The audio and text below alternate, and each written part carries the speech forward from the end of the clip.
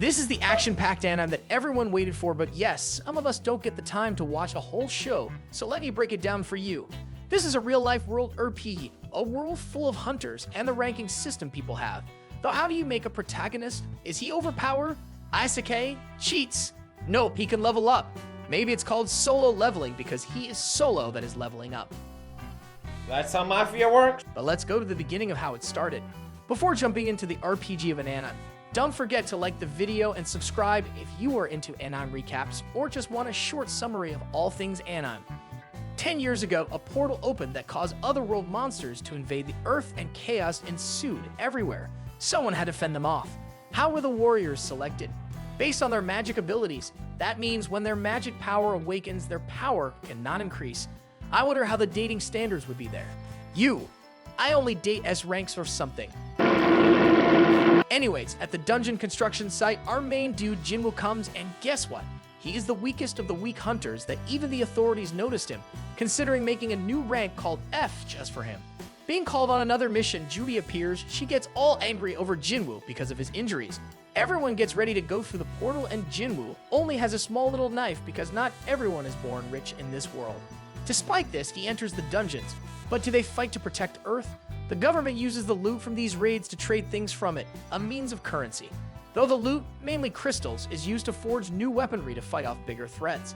The bigger, the stronger, the better. But they have another plan up their sleeve, wanting to utilize the power of the crystals to generate pollution-free power. Back at the dungeon, Jinwoo gets one gem but gets attacked and wounded. Juvie starts to heal him while others defeat the monsters. They notice another tunnel and decide to go in there, but not all are thinking the same. The vote to go yes or no goes on a tie of 6-6, and one has to break that. Jinwoo thinks to himself that he needs to earn money as he has no father, mother in the hospital, and a sister he wants to support the studies of, and decides to agree. Then we see more people being recruited by magic power testing. They don't care about age or gender. Pick up the weapon and fight. Then, Shaha, whose purse gets snatched, and she takes it back full Bayonetta style, and her fans gather around just for her to flee. In the dungeons, we start to see that Judy is the tsundere for Jinwoo, and everyone reaches a door. The new recruits see the footage of guidelines for being a hunter, but we see that this party has forgotten that completely. This is a dungeon no one has seen before, filled with unknown statues, and suddenly the door shuts, making one statue kill. Jinwoo panics and reflects on his life, being a low ranker and facing challenges pathetically, but that doesn't mean he has no brain. He notices the statue moving but is unable to tell in time, causing a large sum of people to lose their lives. Jinwoo starts using his brain for good and thinks about the commandments that were written on the tablet and tells others to follow them. As they bow down, they are safe, but yes, we all know someone is too eager to break the rules and die. Then it's time for the second commandment, praising. One man tries to praise the statue, but the new worldly order doesn't work there and he dies. Jinwoo gets an idea that it could be the statues with the instruments, and everyone rushes there. But since Jinwoo was with Jui, there had to be only one at a statue, so he leaves her behind to attend to the next one, only to be stomped and barely making it to the other statue. Jui gets mad at him, but starts healing him only for her body to give out again. Time for the third commandment, a sacrifice. An altar pops up in the middle of the hall and Jinwoo tells them to stand in there, to which they all comply. Song compliments Jinwoo for being so big-brained for his small rank. Flames erupt all over the place and statues follow them to attack. Jinwoo tells them to stare at them so they won't move, and the door opens, which is a trap. But that doesn't work on some cowards and they run away. Now it has to stay behind so that others can escape. Jinwoo gives the crystal to Juvie and asks them both to leave. Forced by circumstances, Song incapacitates Juvie and takes her away. The statues wreck Jinwoo A to Z, where he reflects on his life, and then starts blaming others for being weak and cowards. Almost dead, the flames run out. He gets a notification asking him if he wants to be a player, which he has no other choice to accept. Of course, RPG, because they wouldn't have to worry about healthcare bills. Jinwoo wakes up in a hospital, and the hunter's surveillance team approaches him, telling him that only 6 people survived, having traumatic incidents, and Juvie is getting psychiatric care as it was too much for her to bear. Jinwoo, on the other hand, was found almost dead on the ground while a hall was nowhere near there. They think that Jinwoo could have gotten the second awakening, which makes him excited, but upon testing, he gets only 10 points, which is worse than civilian rankings they leave. But Jinwoo wonders if they could see the floating screen or not. His sister Jinna comes in and he asks if she can see the screen, which she doesn't, and he asked how to see game notifications as she used to be a gamer. As she leaves, he notices that there are tasks to complete, and if he doesn't, there are penalties. Tasks are simple exercises, but since he is in hospital, he decides to chicken out. On the other hand, Shaha is asked to become a guild instructor, which shocks her. Suddenly, a portal opens in the middle of a road, being called for urgent hunters. The clock struck 12 and Jinwoo hadn't completed his tasks. He was teleported to a desert with a massive worm, and his penalty was to survive 4 hours. Jui gets the news of Jinwoo waking up from his coma and is happy about it, but things seem off at the hospital as nurses can't find him. As he survives the 4-hour mark, he comes back to the earth, drenched in sweat, and passes out. Jui comes to visit him, but everyone is astonished at him being active while in the hospital. Turns out upon completing the tasks, he can not only replenish his energy but level himself up with acquired points. Every time he completes a task, he gets loot boxes, but one day he gets a key, which a notification tells him that it would be used in a subway station. He reflects on his past again, thinking that the beginning of the portals caused her mother to go into final rest, making himself join the hunters to earn enough, but that didn't work out as planned. But now, he works off every day to the Sigma Grind set playlist and breaks an apple just by his hands. True chat. Taking out the key, a hole appears to which a barrier shuts behind his back, and he can't return. With no other option, he decides to continue. Facing goblins again for the first time, he defeats them and feels confident, but a wolf shows up. Though at first he gets scrubbed, but then he takes out a sword from his inventory and defeats it. 2 more show up, and after killing one, the other runs away, but he can't return until the boss is defeated. Jinwoo gets his level up as combat gives him 5 completion points. Going near the wolf, he gets fangs and finds out that he can sell the loot directly on the prompt. A pack of wolves appears and he defeats all of them with his determination levels up like crazy and has 40% increased stats when fighting animal-type creatures. Jui gets a call as the Hunter Association needs a healer, and she thinks about how hard Jinwoo is working and decides to comply. Back in the dungeon, the boss is a serpent and Jinwoo's sword breaks and gets a good beating, but all the flashbacks of the past horrors remind him that he has to be the storm that is approaching and lights up, defeating the snake. Then, he levels up again, acquiring a new dagger, and it all turns into a subway again. Going out, he finds out there has been a portal breach and monsters are attacking, but the members can't take down the boss. Jinwoo notices Jui among them and notices that she is still hesitant because of the horrors. The whole party can't do anything, so Jinwoo decides to throw his broken sword without getting noticed by anyone, shattering the defense of the golem and defeating it. The armored dude is not convinced that it was they who defeated it and is surprised by the broken sword while Jui thinks it could be Jinwoo. Jinwoo thinks to himself that he should keep his powers a secret for the time being. The next day, nurses thirst over him while he works out, but as he is to be discharged, one nurse asks for his number, which he thinks is only for the results. Jinwoo gets home and gets a call from his landlord, who is asking for the unpaid rent. Jinwoo needs quick cash, but no one is taking E ranks, and he doesn't want to reevaluate his power for fear of anyone finding out about it. Suddenly, he sees a listing that just needs one more party member, whoever and whatever they are, and here, he meets Jinho, a new hunter with all the shiny gear. Must be rough being that rich. They all enter the dungeon, and Jinwoo senses and tells them about lurking creatures, and they all defeat them. But they look rather overcooked, meaning something bigger is inside. Going deeper, they find a lot of crystals worth billions, but a massive spider inside there as well. The party leaves Jinho and Jinwoo inside and tells them that they will return later with backup, but the mage destroys their path to return.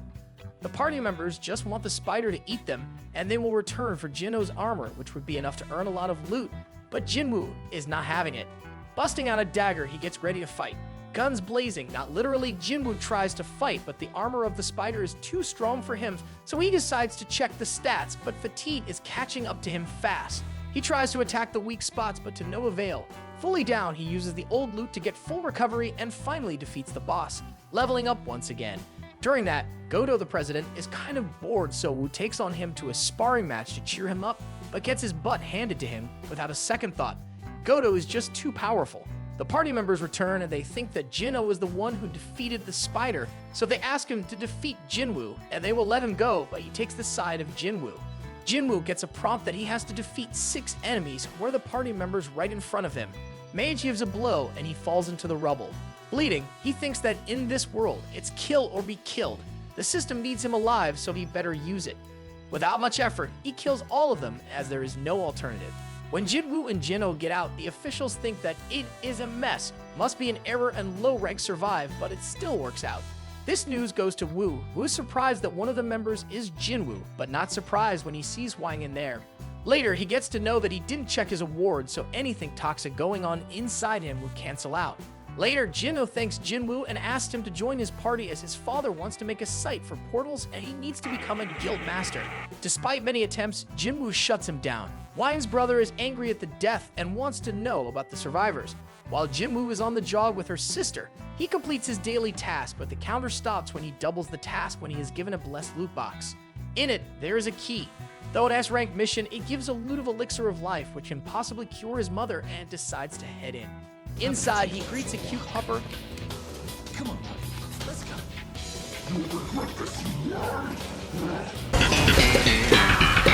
Who starts destroying him since the pup is red labeled. He decides to teleport out, but the stones get out of his hand since for 3 minutes, all of the Cerberus attacks would be doubled. He remembers that he has an online shop, so he buys puny elixirs and drinks power-up potion. Stacking those numbers high, he goes back out and both beat each other up. But close to death, Jinwoo gives the final stabbings and wins. He gets a recipe for elixir of life, but the ingredients are in the castle and he has to become strong to get them. He promises to return for them. Later, thinking that he needs to level up, he decides to partner up with Jinho, but asking that they fight it all alone and add more members just for quota. Through Jinho's father, we learn about the factions of the guilds, and aside for association, they're the ones who have the real earning money. Chia, while on her run, knows someone has been stalking her and comes out of hiding, presenting a business card. Then Jinwoo is no longer getting blessed loot boxes and decides to fight any monster he encounters, but suddenly, everyone from that infamous raid gets a notification about another raid. Chia explains to Choi that someone came to her asking her to be their guild leader and asks what Beak and him talked about. Turns out that they are planning to wipe out an island of the past which no one really has fond memories of. Then all 5 remaining raid members reunite and they compliment on how Jinwoo has changed and he is happy to see Jubi. Then the association brings 3 criminals to aid in their raid, but they're reckless jerks, so Kong tags along in case they do anything. Kong become king and will not hesitate to beat their dongs. The raid begins. Inside the dungeons, they all split up as there are 3 tunnels. Kong is with the prisoners, and it is flashbacks to a man bribing him to kill these inmates as they had assaulted his daughter. Kong takes pleasure in killing people, so he agrees. He quickly kills all the inmates, but 2 other members see him.